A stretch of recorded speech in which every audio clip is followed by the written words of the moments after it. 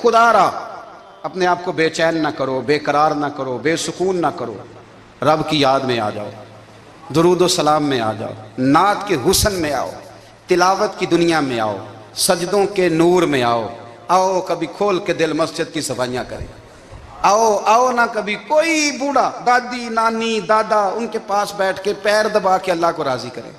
یہ کیف والی جگہ ہیں، یہ سرور والی جگہ۔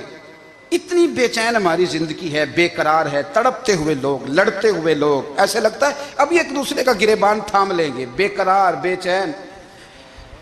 کسی کو انتظار کا کہا جانا کہ 10-20 منٹ کسی کا انتظار کرو، تو بعض لوگوں مجھے ایسے لگتا ہے جیسے ان کا کلیجہ پھٹ جائے گا، ڈاکٹر کے انتظار میں بیٹھے ہیں تو بڑے پریشان ہیں۔ کسی کو ملنے گئے ہیں کو آدھا گھنٹہ بیٹھنا پڑ گیا تو بڑی دقت میں ہیں۔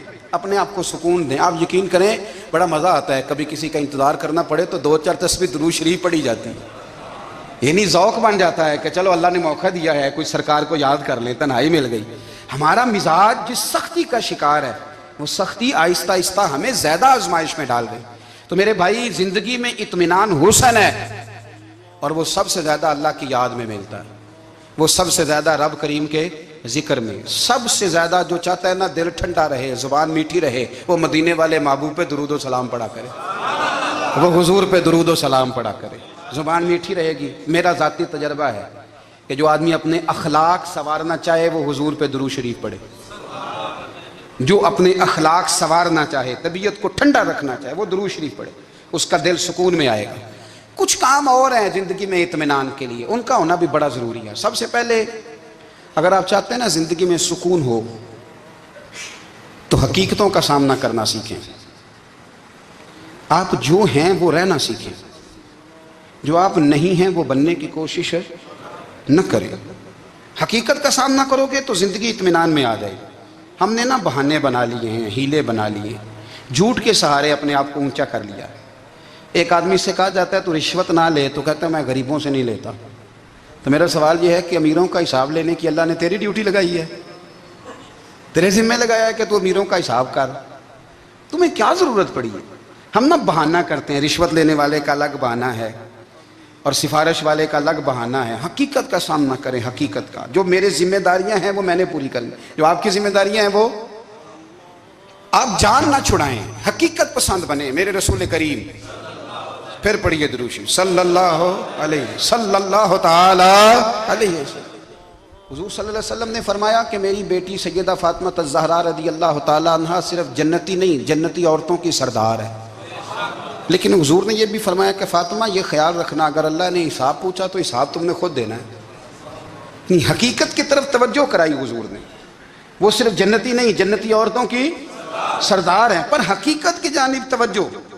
میں حقیقت یہ ہے کہ اگر مالک نے حساب پوچھا تو اس کی تیاری بھی کرنی ہے۔ دیکھیں نا، ہمیں کچھ یقین نہیں، اللہ معاف کرے کہ ہمارا حساب کیسا ہوگا، لیکن کتنے آزاد ہیں۔ یعنی بڑی دلیری سے بندے کہتے ہیں فجر نہیں پڑھتا جی، 3 پڑھتا ہوں جی، عشاء رہ جاتی ہے جی، کپڑے صاف، بڑی دلیری سے۔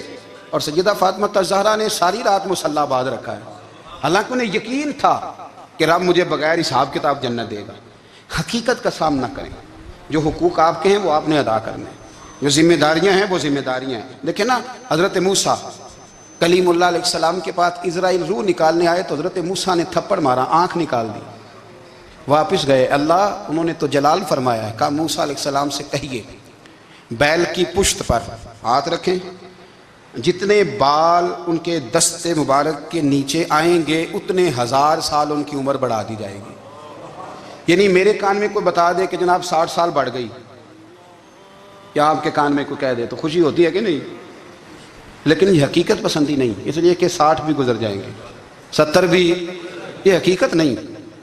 حضرت موسیٰ کلیم، چلے میں مثال دیتا ہوں، سمجھ لے 10 بال، حالانکہ بہت زیادہ آتے ہوں گے، 10 بال اگر حضرت موسیٰ کے ہاتھ کے نیچے آئے تو 10,000 سال تو عمر بڑھ گئی نا۔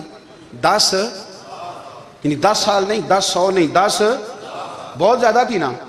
تو حضرت موسیٰ کلیم اللہ علیہ السلام سے آ کے عرض کیا گیا، حضور بیل کی پشت پر ہاتھ رکھیں، جتنے آپ کے ہاتھ کے نیچے بال آئیں گے اتنے 1000 سال عمر بڑھ جائے گی۔ تو حضرت موسیٰ نے حقیقت پسندی والی بات کی، فرمایا پھر کیا ہوگا؟ 10,000 سال کے بعد پھر کیا ہوگا؟ کہا حضور جانا تو پھر بھی ہے، فرمایا پھر ابھی چلتے ہیں۔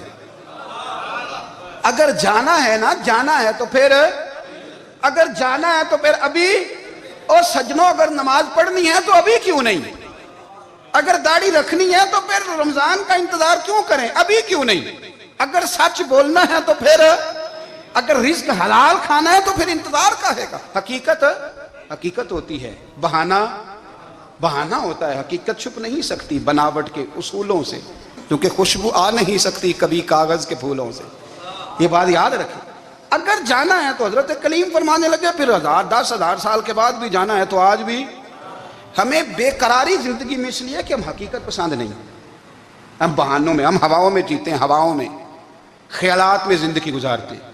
بڑا ٹائم پڑا ہے، مثلاً کتنا میرے رسول کریم صلی اللہ تعالیٰ علیہ وآلہ وسلم نے ایک دن صحابہ سے فرمایا تمہیں حیا نہیں آتی؟ حضور کیا ہوا؟ فرمایا وہ والے مکان بناتے ہو جن میں تم رہ نہیں سکتے، وہ والا مال جمع کرتے ہو جو کھا نہیں سکتے، حیا نہیں آتی؟ عرض کی حضور حکم کریں تو محبوب فرمانے لگے جوتے کا ایک تسمہ بند کرتا ہوں تو سوچتا ہوں دوسرا بند کرنے سے پہلے موت آ جائے گی، ایک سانس اندر جاتی ہے تو دوسرا آنے سے پہلے میں یاد کرتا ہوں کہ مجھے دنیا سے جانا ہے۔ تمہیں حیا نہیں آتی؟ وہ مکان بناتے ہو جن میں رہ ہی نہیں سکتے، وہ مال جمع کرتے ہو جو کھا، حقیقت پسند نہیں بھائی ہم۔ بہت سارے لوگ یہاں بڑی باتیں سناتے ہیں، بڑی، میں کہتا ہوں اصل میں نا زیادہ باتیں سنا کے نا بیچارہ اپنے آپ کو مطمئن کرنا چاہتا ہے، اصل بات یہ ہے کہ اندر سے نا ہلا ہوا ہے، کچھ بھی نہیں، بڑا زیادہ ہنستا ہے اور مجھے لگتا ہے کہ کوئی گہرا زخم چھپا رہا ہے، اس لیے ملمہ سازی، حقیقت پسند بنو، حقیقت پسند۔ یاد رکھنا من ترک صلاۃ متعمدا فقد کفر، میرے رسول نے حقیقت بیان کی، فرمایا جس نے ایک نماز بھی جان بوجھ کے چھوڑی اس نے رب کے رب ہونے کا انکار کیا، اس نے کفران نعمت کیا، یہ حقیقت ہے، کوئی کلیریفیکیشن نہیں، کوئی وضاحت نہیں۔ جو نماز نہیں پڑھتا جھوٹ بولتا ہے، غلط بیانی کرتا ہے، جو شخص رزق حرام کما کے کہتا ہے کہ اس کے بغیر گزارا نہیں چلتا وہ جھوٹ بولتا ہے، اس لیے کہ رب فرماتا ہے جب تجھے پیدا کیا ہے تو تیرا رزق میرے ذمہ ہے۔ اللہ فرماتا ہے کہ لا یکلف اللہ نفسا الا وسعها، میں کسی پر وہ بوجھ نہیں ڈالتا جو اٹھا نہ سکے۔ نماز فرض کیا اس کا مطلب ہے ہم پڑھنے کے قابل ہیں، اس نے ہمارے ذمہ داریاں لگائی ہیں تو مطلب یہ ہے کہ ہم ذمہ داریاں ادا کرنے کے قابل ہیں، ورنہ وہ کہتا ہے میں وہ بوجھ ڈالتا ہی نہیں جو تجھ سے اٹھایا نہ جائے۔ اگر چاہتے ہو کہ زندگی میں اطمینان ملے تو خدا را حقیقت پسند والی زندگی گزارو۔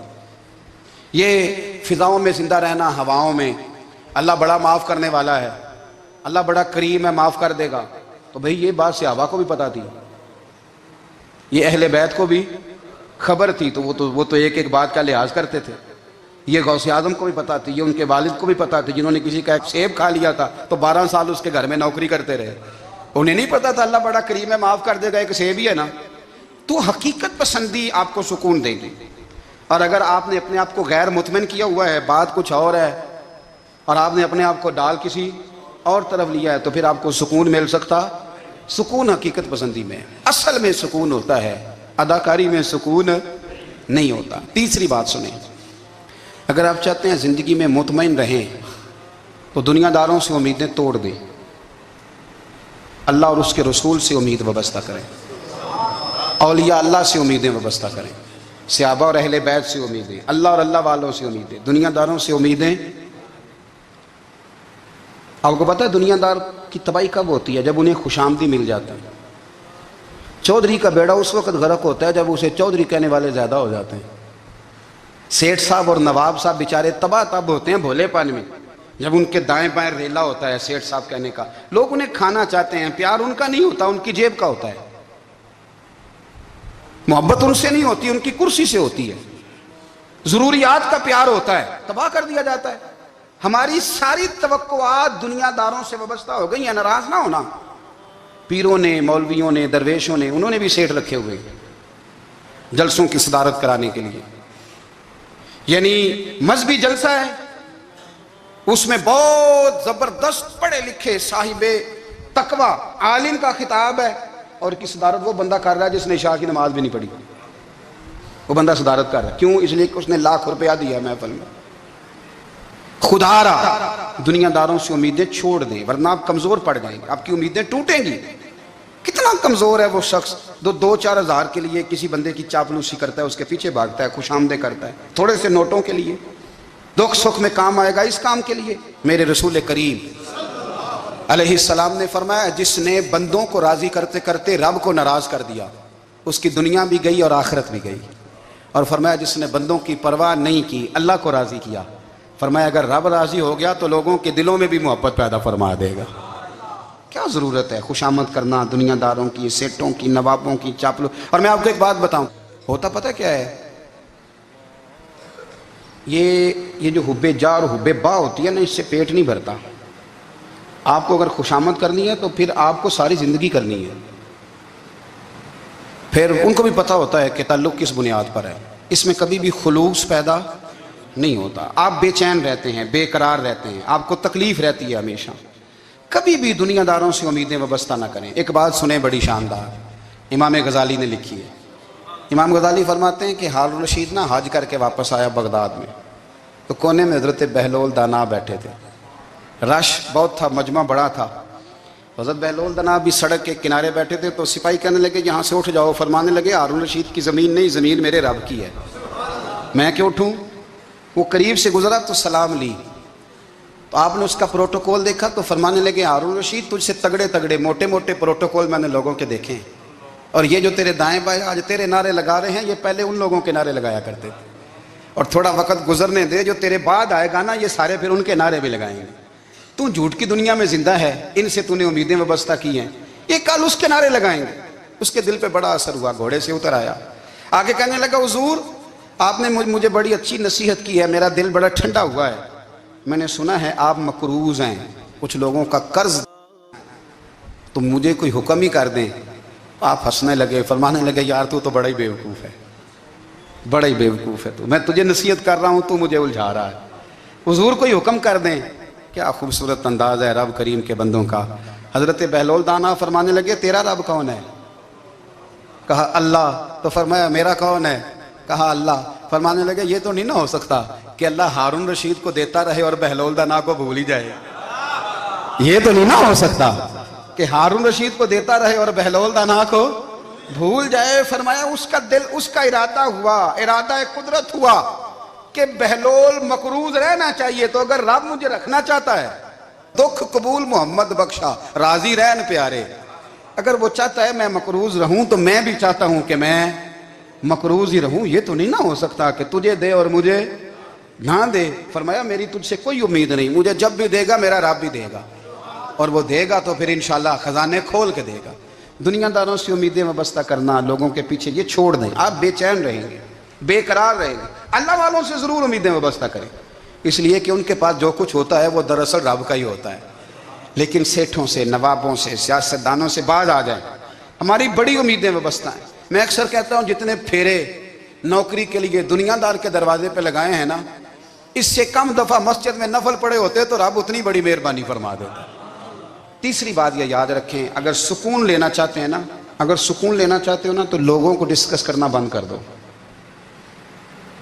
किसको अल्लाह ने कितने पैसे दिए हैं वो जाने और अल्लाह जाने, किसको अल्लाह ने कितनी गाड़ियां दी हैं वो जाने, और लोगों को डिस्कस करना जी।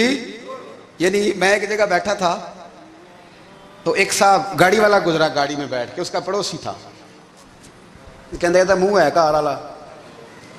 मैं क्या ਉਹਦਾ ਤੇ है ਤਾਂ ਹੀ बैठा है। तो ਹੁਣ मैं क्या समझाना ਸੀ ना ਉਹਨੂੰ, मैं क्या तू तो मैं हिसाब लाइए भी साढ़े कोल कोई नहीं, ਉਹਦਾ ਤੇ है। देखिए ना, अल्लाह ने उसे दी है ना, तो अल्लाह ने चाहा ना वो कार में बैठे, तो इसने फटे पे बैठ के ये तबसरा किया कि मुंह है कार वाला। मैं क्या भी ਉਹਦਾ ਤੇ है ਤਾਂ कार है। अब मुझे तुझे अंदाजा लगाना चाहिए कि हम क्या ये बहस है। यदि अल्लाह को चाहिए था माज अल्लाह के पहले तुमसे पूछता कि इसे कार देनी है कि नहीं। क्या मतलब फसूल बहस है। वो चीज़ हमें इतना तंग करती है, इतनी तकलीफ देती है कि आप यकीन करें सारा दिन उसी को डिस्कस करते हैं, सारा दिन। उसके पास गाड़ी है, उसके पास कार है, फलाने का पैसा 1 नंबर है, फलाने का 2 नंबर है, फलाने का 6 नंबर है। असल बात के अंदर हसद है, इसको निकालो। एक बात कहने लगा हूँ, इसे याद रखना। मेरे आला हज़रत रहमतुल्लाह अलैह फरमाया करते, हसद करने वाला बंदों पर एतराज़ नहीं करता, अल्लाह पर एतराज़ करता। वो कहता है अल्लाह उसे क्यों दिया है, इतना क्यों दिया है, माज़अल्लाह वो अल्लाह की तकसीम पर एतराज़ करता। हसद करते हो बेचैन रहोगे, हसद आपके दिल को तड़पा के रख देगा। छोड़े, अल्लाह बड़ा करीम है, जिसको जहाँ चाहता है वहाँ बिठा देता है। आप कतई فوراً اس بحث میں نہ پڑے کہ اللہ نے کس کو کتنا دیا ہے، کب دیا ہے، کیوں دیا ہے، وہ بڑا بے نیاز ہے۔ حسد آپ کو تباہ کرے گا۔ دنیا میں پہلا گناہ جو ہوا تھا وہ حسد تھا۔ ابلیس نے حضرت آدم سے حسد کیا، کہنے لگا میں بہتر ہوں، سرداری اس کو مل رہی ہے، یہ تو اللہ کو پتہ ہے نا کس کو دینی ہے۔ اور دنیا میں پہلا قتل حسد کی وجہ سے ہوا۔ حابیل قابیل کے درمیان حسد کا معاملہ تھا، خاتون کا نکاح اس سے کیوں ہو رہا ہے، مجھ سے ہونا چاہیے۔ حسد تباہی کرتا۔ آپ یقین کریں، یعنی دکاندار کے سامنے دوسری دکان پڑتی ہے اور پریشان ہو جاتا ہے، وہ کہتا ہے میرا کیا بنے گا، لا حول ولا قوت الا باللہ العلی العظیم، یعنی تیرا کیا خیال ہے کہ تیرے حصے کی روٹی وہ کھا جائے گا، اتنا چھوٹا دل، یعنی تیرا موقف یہ ہے کہ تیرے حصے کا نصیب اس تک چلا جائے گا، یہ تیری خواہش ہے۔ ایک دوسرے کی کمزوریاں بیان کرنا، اس کا تو مال ہی ناقص ہے جی، اس کے تو پاس ہی کچھ نہیں، یہ تو کمزور لوگوں کا طریقہ ہے۔ میرے رسول کریم علیہ السلام گزر رہے تھے، پت جھڑ کا موسم تھا، خزاں کا موسم تھا، درختوں کے پتے جھڑ رہے تھے، صحابہ کو ساتھ لے کے حضور گزرے اور ایک درخت کی ٹہنی کو پکڑ کے حضور نے ہلایا۔ صحابہ فرماتے ہیں کہ چھم چھم اس کے پتے گرے، زمین پر ڈھیر لگ گیا۔ حضور نے فرمایا دیکھا تم نے کیا ہوا؟ حضور ہاں۔ فرمایا کتنی تیزی سے پتے جھڑے ہیں، صرف تنا رہ گیا ہے اور خالی ٹہنیاں رہ گئی ہیں، کوئی حسن بچا ہے؟ حضور نہیں۔ تو نبی کریم فرمانے لگے جو حسد کرتا ہے نا اس کی نیکیاں بھی اسی طرح جھڑ جاتی ہیں، اسی طرح۔ اور ایک جگہ حضور فرمانے لگے جس طرح راکھ لکڑی کو آگ کھا جاتی ہے، جس طرح لکڑی کو آگ، جب آگ کھا جائے تو پھر لکڑی کو لکڑی نہیں کہا جاتا، راکھ کہا جاتا ہے، کوئلہ کہا جاتا ہے، اس کی اصل باقی یعنی اسے کھائی جاتی ہے۔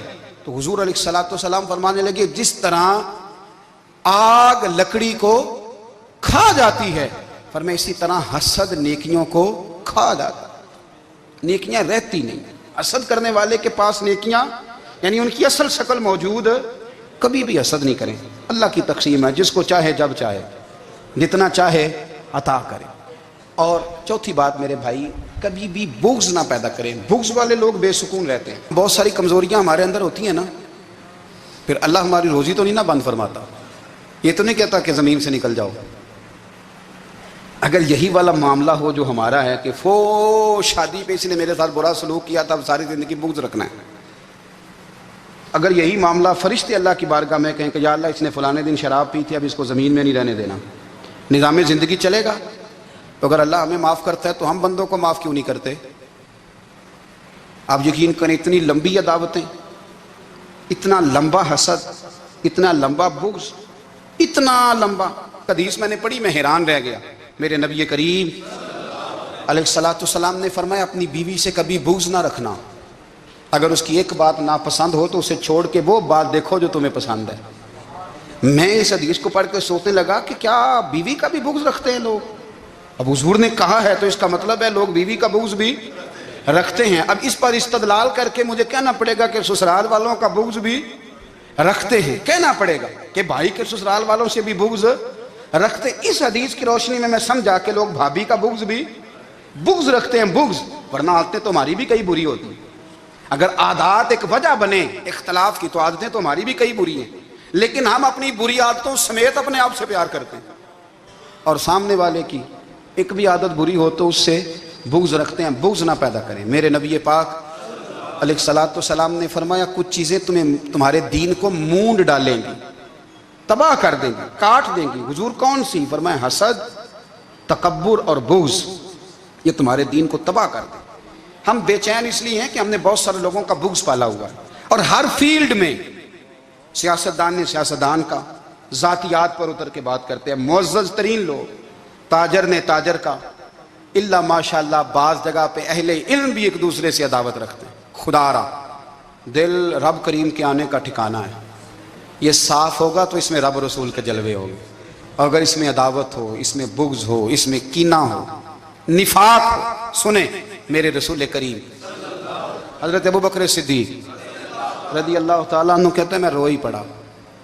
مکہ فتح ہوا نا تو اکرمہ بن ابو جہل نے پیغام بھیجا کہ میں نا کلمہ پڑھنے کے لیے آ رہا ہوں۔ بات لمبی ہے، میں موضوع پہ رہنا چاہتا ہوں۔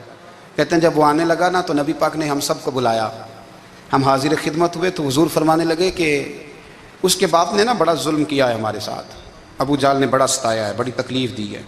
آپ مجھے بتلائیں کہ وہ ایک دفعہ کسی شادی پہ بحث ہوتی ہے بیوی کے بھائی کے ساتھ، پھر ساری زندگی اس بیچارے کو معافی، وہ 10 دفعہ گھر آتا ہے معافی مانگنے پر سوال ہی نہیں پیدا ہوتا، میں ہو مجھے ہی کہہ دیا، یعنی پھر میں مجھے ہی کہہ دیا آپ نے، اور میری شان میں بے ادبی، اور پھر میں معاف کر دوں؟ توبہ توبہ توبہ، یہ کیسے ہو سکتا ہے؟ میری ناک نیچی ہو جائے گی، اور آپ نے مجھے کہہ دیا، سوال ہی نہیں پیدا ہوتا۔ اور یہ رونا میں اکثر ہوتا ہوں کہ شادی والے دن داماد صاحب کا زیادہ دماغ خراب ہوتا ہے۔ جب چھوٹی سالی کی شادی ہوتی ہے نا، اس دن اس کو بخار چڑھتا ہے، کوئی اس کو کان میں کہتا ہے تیری عزت نہیں کر دے، اس دن اس کا دماغ خراب ہو جاتا ہے، بچے اٹھا کے نکل آتا ہے، وہ بیچارہ سسر منتیں کر رہا ہوتا ہے کہ تیری مہربانی آ جا، یہ عزت کرا رہا ہے۔ تو میں نے کہا احتجاج کر کے جو عزت کرائی جاتی ہے وہ عزت نہیں ہوتی۔ ہاں یہاں مانگ کے عزت لیتے ہیں لوگ، یا احتجاج کی کوئی عزت ہے؟ آپ کے اندر کمالات اتنے ہوں کہ آپ کی عزت کرنے کو دل چاہے، یعنی مزہ آئے، یعنی لطف آئے، یعنی آپ دور بیٹھے ہوں تو کسی کا دل کرے آپ کو اسٹیج پہ بلانے کے لیے۔ یہ کیا بات ہوئی کہ چھائے جانا اور بھاگ کے آگے جانا؟ ان سے نکلیں۔ اکرمہ بن ابو جال کلمہ پڑھنے کے ارادے سے آ رہے ہیں، حضور علیہ السلام نے صحابہ کو بلایا۔ کتنی زیادہ دعوت رکھی جا سکتی تھی معاذ اللہ؟ کب سے وہ چلا تھا ظلم کرنے، اور اس کے بعد اس کا بیٹا شروع ہو گیا۔ کتنی باتیں تھیں جو ناقابل معافی تھیں، پر کریم رسول نے ہمیں بتلایا ہے کہ سکون والی زندگی کہتے کس کو ہے۔ جب سب لوگ جمع ہو گئے تو حضور نے فرمایا بھئی وہ کلمہ پڑھنے آ رہا ہے، اس کے باپ نے ظلم بڑے کیے ہیں، پر میری نصیحت یہ ہے کہ اس کے سامنے اس کے باپ کو برا نہ کہے، خبردار کوئی اس کے سامنے کوئی بات نہ کرے۔ اب وہ کلمہ پڑھنے آ رہا ہے، مطیع ہو کے آ رہا ہے، بان کے آ رہا ہے۔ کہتے ہیں اللہ کے رسول نے نا کافی دیر تک خطبہ دیا، بریفنگ دی، بات سمجھائی۔ جناب صدیق اکبر کہتے ہیں میں رو پڑا۔ ایک صحابی مجھے کہنے لگے تمہیں کیا ہوا؟ تو میں نے کہا میں مصطفیٰ کی رحمت پہ رو رہا ہوں، دیکھو کن کے لیے حضور گراؤنڈ بنا رہے ہیں، اے دیکھو کن کے لیے حضور تیاری کر رہے ہیں، جنہوں نے ساری زندگی دشمنی کی۔ خدا را یہ اندر سے عداوتیں نکال پھینکو۔ او بھائی اتنا تو لمبا ٹائم ہی کوئی نہیں، اتنا تو وقت ہی کوئی نہیں، اس کو صاف رکھو۔ بندہ کوئی کر بھی گیا تو کوئی حرج نہیں، چنگی مندی سجنا کولوں 100 واری ہو جاندی، یار یاراں دا گلہ نہیں کر دے۔ اصل پریت یار یاراں دا جڑا گلہ کردا جے یار نہیں جے ہوندا۔ ہاں پکی بات، پکی پیڑی۔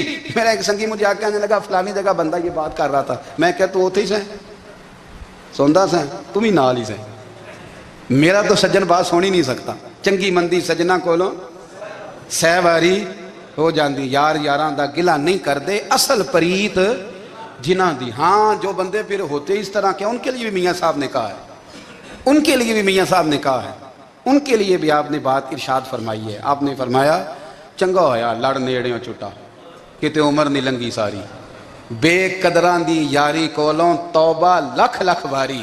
او چنگا ہویا لڑ نیڑیوں چھٹا، کتے عمر نہیں لنگی ساری۔